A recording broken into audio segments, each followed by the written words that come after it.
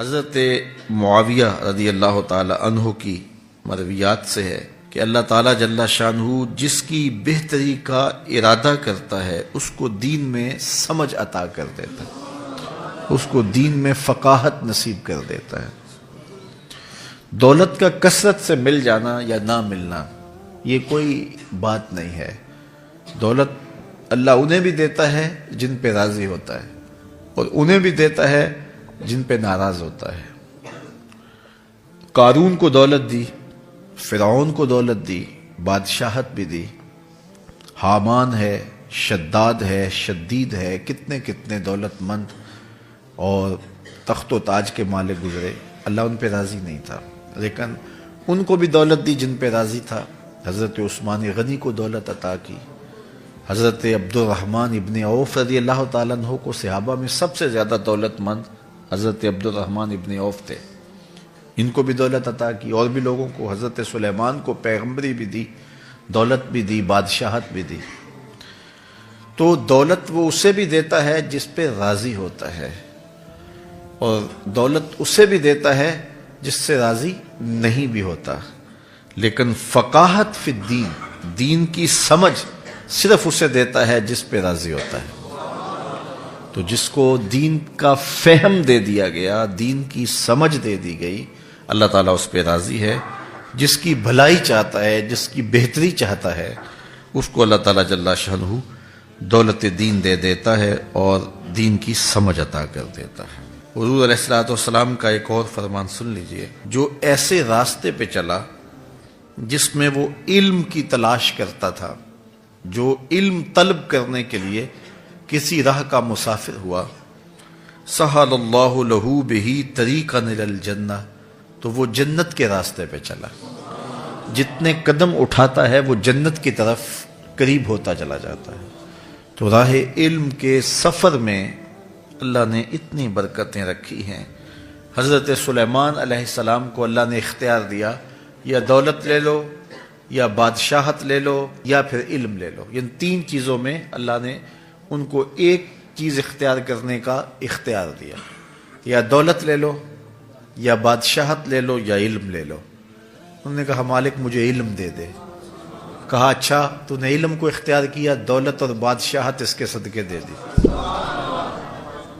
ایک زمانے میں ایک ملک نے دوسرے ملک پر قبضہ کر لیا، تو جو بادشاہ وقت تھا اس کو گرفتار کر لیا۔ تو جب گرفتار کر کے دربار میں لایا گیا تو وہ جو دوسرے ملک کا محکوم بادشاہ تھا وہ سامنے کھڑا ہے، تو اس نے اس کو کہا کہ میں بھی چونکہ بادشاہ ہوں اور تم بھی اس سلطنت کے شہنشاہ رہے ہو، تو میں تمہیں قتل نہیں کرتا، تمہیں معاف کرتا ہوں، اور اب اس ملک میں تمہیں کوئی عہدہ دینا چاہتا ہوں، اب تم بتاؤ تم کون سا عہدہ قبول کرو گے۔ اب ہمارے حکمران ہوتے ہیں وہ کہتے ہیں وزیر خزانہ لگا دو، لیکن اس نے کہا مجھے معلم لگا دو، مجھے ٹیچر لگا دو۔ تو وہ بادشاہ ہنس پڑا، کہنے لگا پھر دوبارہ بادشاہی چاہتے ہو؟ تو یہ بادشاہی ہے، یہ شہنشاہی ہے۔ تو جو راہ علم پہ چلا وہ جنت کے راستے پہ چلا، اللہ اس کے لیے جنت کی راہیں بھی آسان کر دیتا ہے، اور دنیا پہ بھی اللہ تعالیٰ اس کو عزتوں سے نوازتا ہے۔ تعلیم و تعلم کا جہان حقیقی جہان ہے۔ تو باقاعدہ 8 سال کا کورس کرے یہ تو ہر شخص کے لیے ممکن نہیں ہے، لیکن سب کے اوپر لازم ہے کہ وہ ضروریات دین سیکھے، ان میں نماز، روزہ، حج، زکوٰۃ، اگر کاروبار کرتا ہے تو کاروبار کے مسائل، اسی طرح جو ہے وہ کفر، اسلام، بنیادی عقائد، یہ وہ چیزیں ہیں جو ہر ایک شخص کے اوپر جو ہے وہ سیکھنی واجب ہیں اور ضروری ہیں۔ تو ان کو سیکھنے کے لیے علمی حلقوں میں جانا، بیٹھنا، علماء کی صحبت میں بیٹھنا، یہ اپنے اوپر لازم کر لیں۔ مسلکی یا باہمی الجھاؤ، نظریاتی اختلافات اور دیگر آپ کا کسی سے ذاتی تناؤ اگر قائم ہوتا ہے تو کبھی بھی اخلاقیات کو اپنے ہاتھ سے نہ چھوڑنا۔ یہ آج صاحب عرس کی وساطت سے میں آپ کے نام نصیحت کر رہا ہوں، چونکہ میں اپنی آنکھوں سے دیکھ رہا ہوں کہ جس ماحول میں ہم لوگ داخل ہو گئے، وہ لوگ جو پہلے پبلک واش رومز کے اندر بیٹھ کر کے گندے اور غلیظ جملے لکھا کرتے تھے، وہی لوگ اب سوشل میڈیا پہ آ کے بیٹھ گئے اور ایک دوسروں کی پگڑیاں اچھالنا اور عجیب و غریب جو رنگ دکھائی دیتا ہے، یہ بات میں علی رؤوس الاستشہاد کہہ رہا ہوں کہ یہ میرے رسول کا لایا ہوا دین نہیں ہے۔ اس لیے ہمیشہ اپنے آپ کو اس غلاظت سے، اس گندگی سے دور رکھیے گا۔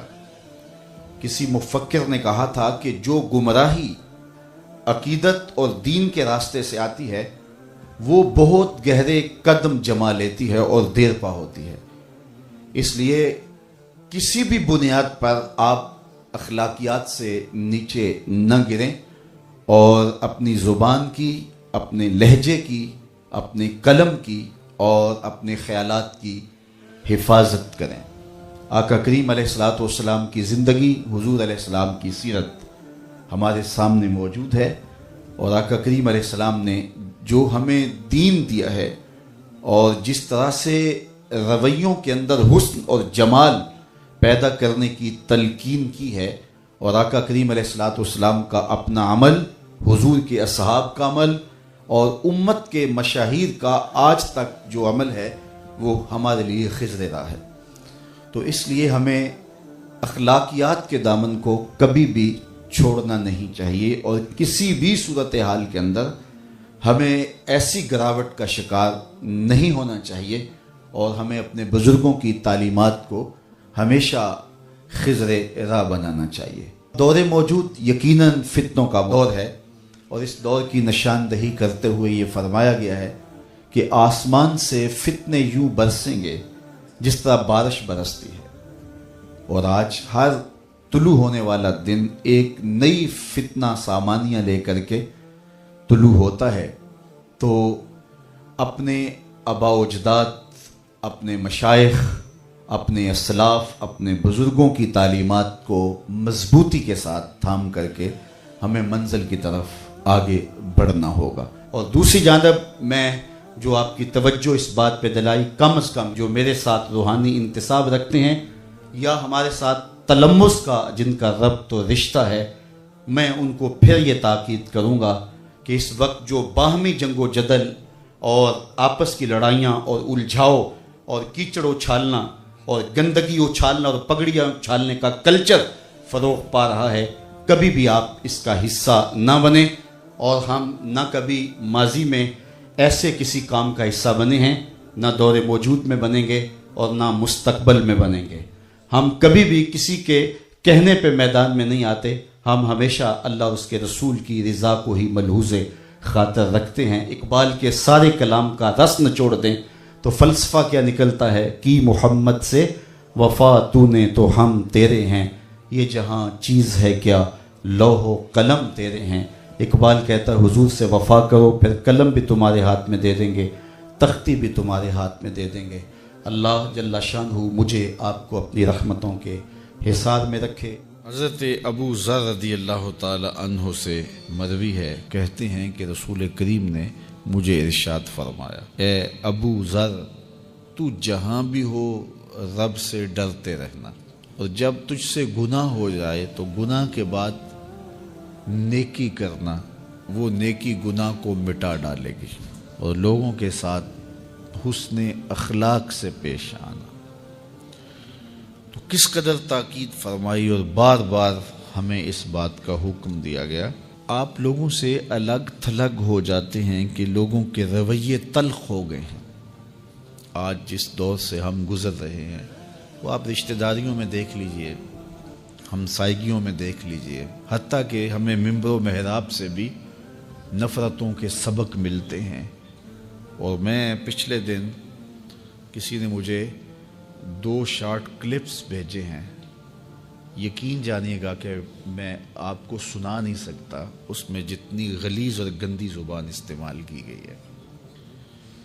تو جب مشائخ کے حجرے اور علماء کے منبر و محراب، رشتہ داریاں، گلی محلے اور ہمسائیگیاں، دوستوں کی نجی مجالس اور محافل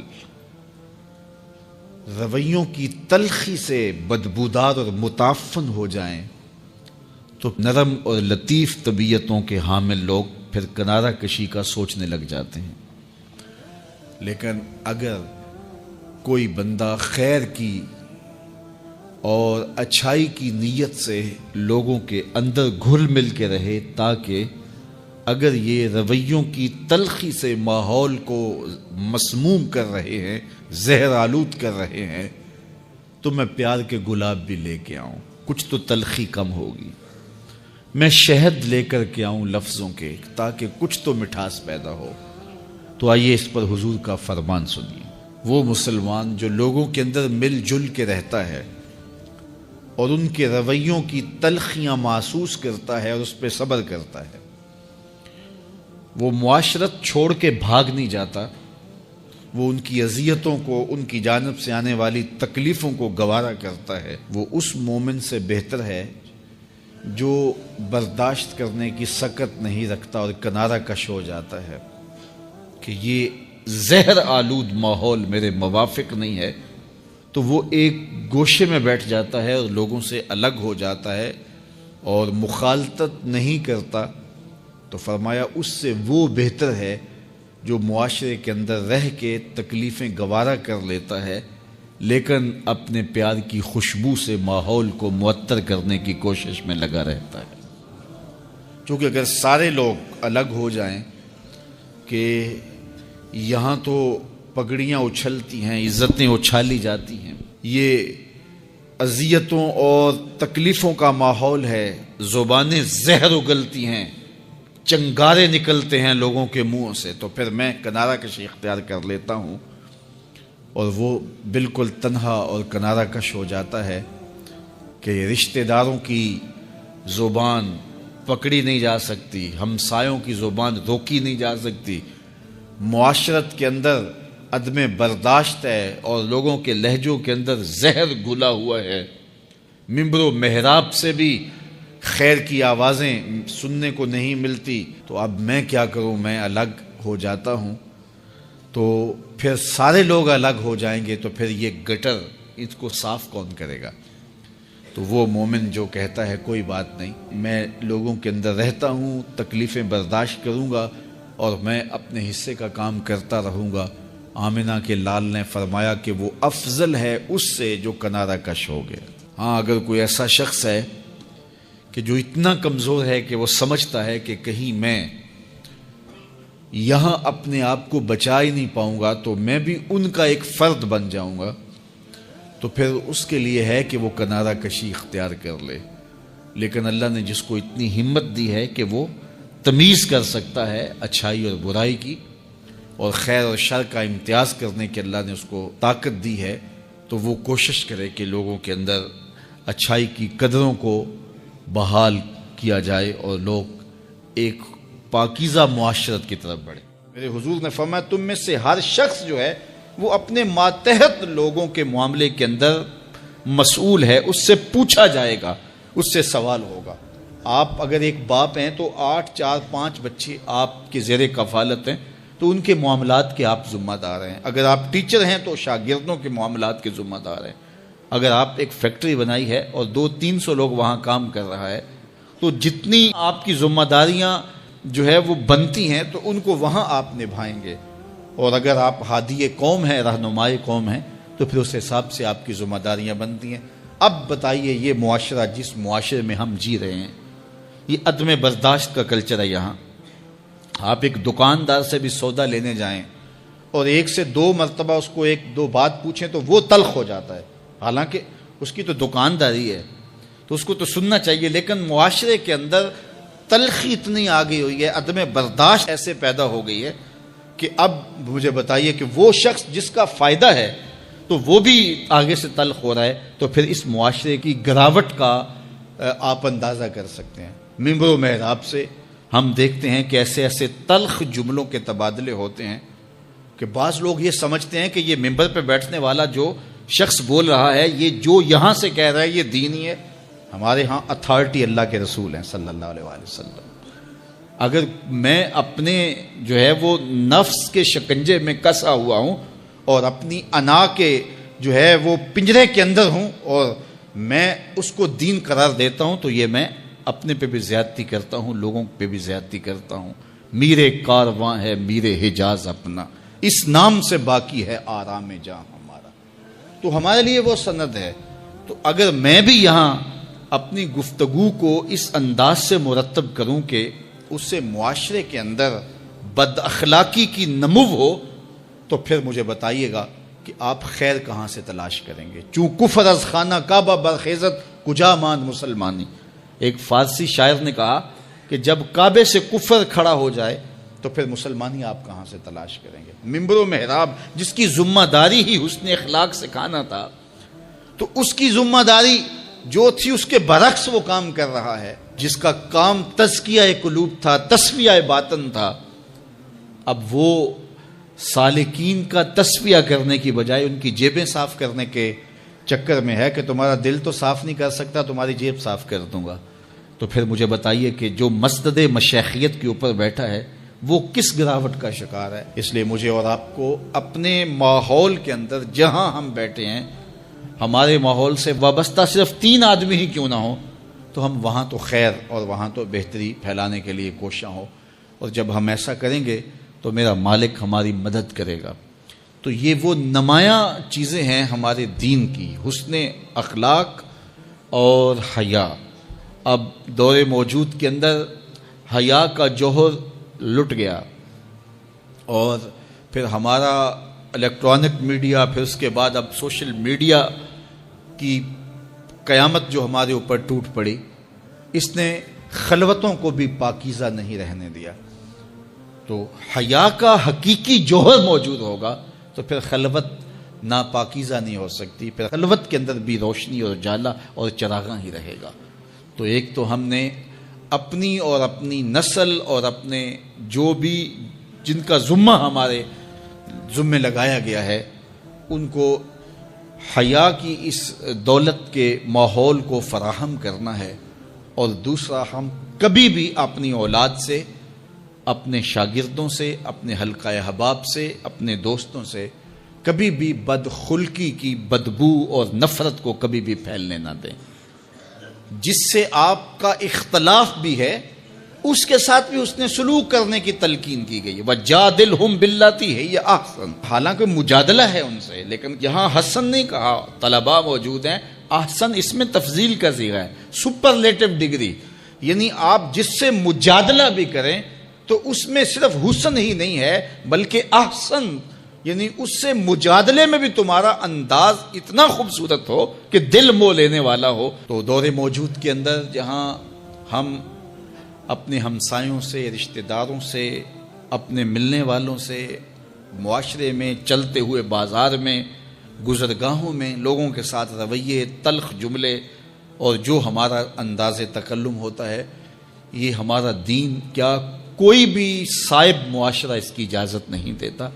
اس لیے ہم خوبصورتی کو اپنا شعار زندگی بنائیں اور اپنے رویوں میں جمال پیدا کریں، رویوں میں خوبصورتی پیدا کریں، تاکہ ہماری بولی روحوں کے اندر اترے اور من میں روشنیوں کا ساماں کرے۔ جب اپنے دل صاف رکھیں گے تو دل پھر آئینے کی مانند ہوگا، پھر اس آئینے میں دیکھیں گے تو پھر خیر ہی نظر آئے گی۔ تو جب آئینہ ہی دھندلا کر لیا تو پھر کیا دکھائی دے گا؟ اس لیے اپنے دل کو ستھرا کریں، اپنے دل کو پاک کریں، پھر اپنے دل کے آئینے میں تمہیں ہر کوئی اچھا ہی دکھائی دے گا نا۔ کس کو پتھر مارے ناصر کون پر آیا ہے، دل کے شیش محل میں ایک ایک چہرہ اپنا لگتا ہے۔ تو پھر دل مصفا ہو گیا، دل مزکا ہو گیا، تو پھر جو ہے وہ پاکیزگی ہی پاکیزگی ہے، نور ہی نور ہے۔ خشیت الہی جب بندہ مومن کے اندر اتر آتی ہے تو پھر اس کا اندر سنورنے لگ جاتا ہے۔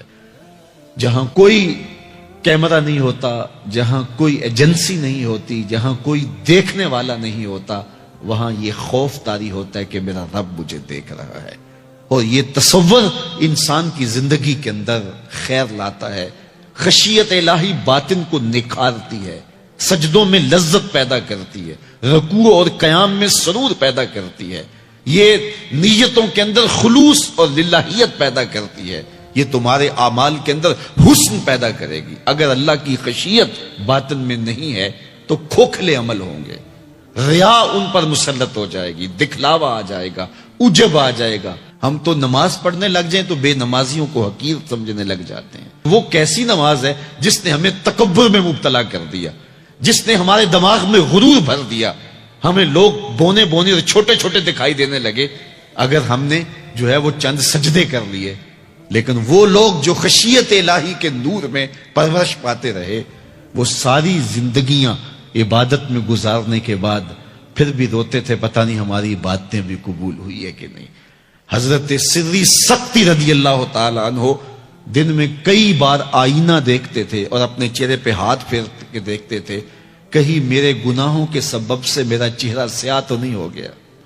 حضرت جنید بغدادی کے سکے ماموں لگتے ہیں، فرماتے ہیں ایک دن حضرت سری سکتی نے مجھے نصیحتیں کی، ایک نصیحت کی تو میرے پاؤں تلے سے زمین نکل گئی۔ کہنے لگے بیٹا جب میں مر جاؤں تو مجھے بغداد سے باہر دفن کرنا۔ تو میں نے کہا کہ حضرت لوگ تو بغداد میں دفن ہونے کو ترستے ہیں، تو آپ کہتے ہیں مجھے بغداد سے باہر دفن کرنا؟ تو حضرت سری سکتی رضی اللہ تعالیٰ عنہ فرمانے لگے کہ اے جنید میں ڈرتا ہوں میری بدعمالیوں کی وجہ سے بغداد کی مٹی مجھے قبول کرنے سے انکار نہ کر دے۔ یہ وہ لوگ تھے تتجافا جنوبہم عن المضاجع، جن کی کروٹیں خوف و طمع میں بستروں سے الگ رہتی تھی اور اللہ کو پکارا کرتے تھے، راتوں کی تنہائیوں میں اٹھ اٹھ کے راتوں کو آباد رکھا کرتے تھے۔ حضرت شیخ سعدی نے لکھا ہے کہ مطاف میں ایک شخص کنکروں پہ پیشانی رکھ کے رو رہا ہے اور کیا کہتا ہے، اللہ مجھے معاف کر دے نہیں تو قیامت کے دن نابینا اٹھانا، تیرا کیا تیرے بندوں کا سامنا نہیں کر پاؤں گا۔ اتنے درد سے روتا ہے کہ سینے میں دل ڈولتے ہیں۔ ایک شخص تو اپنا طواف چھوڑ کے اس کے پاس کھڑا ہو گیا، اس کی پشت پہ ہاتھ پھیرنے لگا، حوصلہ رکھ اللہ بڑا کریم ہے، حوصلہ رکھ اللہ بڑا رحیم ہے، اور اس کو تسلی دینے لگا۔ اور وہ اتنے درد سے روتا ہے، اس کی چیخیں سنی نہیں جاتی، مطاف کے کنکروں پہ اس کے آنسو گرتے ہیں اور کہتا ہے اے اللہ مجھے معاف کر دے نہیں تو نابینا اٹھانا، تیرا سامنا تو بڑی دور کی بات، تیرے بندوں کا سامنا نہیں کر پاؤں گا۔ تو اس شخص نے طواف چھوڑ دیا اور اس کو تسلی دینے لگا۔ تھوڑی دیر کے بعد وہ شخص جانے لگا، چہرے پہ اس نے پردہ اڑا ہوا تھا۔ تو اس شخص کو تجسس تھا کہ میں دیکھوں یہ کون ہے جو اتنے درد سے روتا ہے اور اس کو سمجھاؤں کہ اللہ بڑا کریم ہے۔ تو وہ اس کے پیچھے چل پڑا۔ تو جب اس شخص نے نقاب سے پردہ اٹھایا تو اس شخص کی چیخیں نکل گئیں، فائزہ ہوا الشیخ عبد القادر جیلانی۔ تو یہ زاروں کے تار رونے والا شیخ عبد القادر جیلانی تھا۔ آج پیر کہتا ہے کہ میں تمہیں بخشوا دوں گا، ضمانت فراہم کر رہا ہے۔ یہ حضرت غوث اعظم رضی اللہ تعالیٰ عنہ یہ خشیت، یہ عاجزی، یہ نیاز مندی اللہ کے حضور پیش کر رہے ہیں۔ جب تک خشیت کا یہ عالم بندے کو اوپر طاری نہیں ہوتا اتنی دیر تک اس کے عمل اس کے اندر عجز پیدا نہیں کریں گے، عجب پیدا کریں گے، ریاکاری پیدا کریں گے، تسنع